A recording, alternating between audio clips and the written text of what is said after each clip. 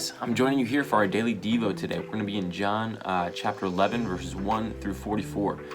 So if you haven't read it, take some time now and read through it.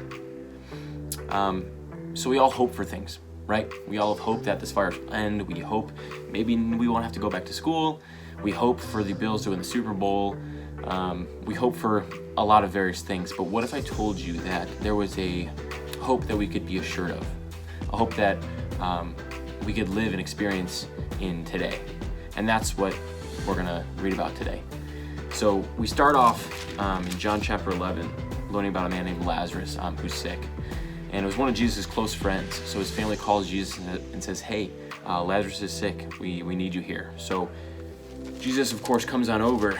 And by the time he gets there, Lazarus has already died. And so they're of course, heartbroken. And just worn down by this tragedy in their life. So they say to Jesus, if you would have been here, you could have saved him. He could have been alive still. And that leads us to verses 25 through 27 when he's talking with Martha. And Jesus said to her, I am the resurrection and the life. He who believes in me, though he may die, he shall live. And whoever lives and believes in me shall never die. Do you believe this? She replied, she said to him, yes, Lord, I believe that you are the Christ, the Son of God, who is to come into the world. He basically is telling her that there's resurrection. There's hope. Even in the midst of this situation that looks so grim, there is hope and resurrection.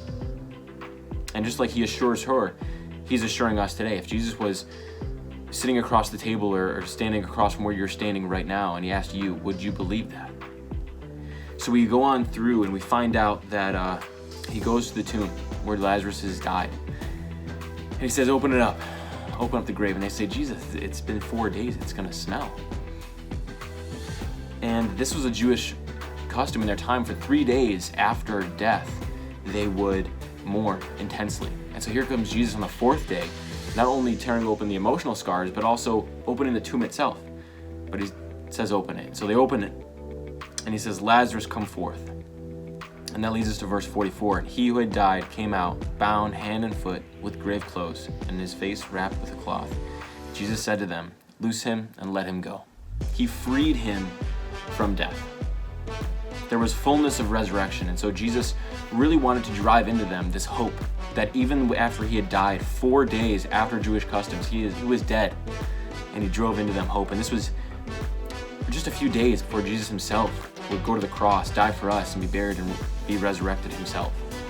And so just like he assured people in Lazarus' life of this hope, he wants to assure that hope in us.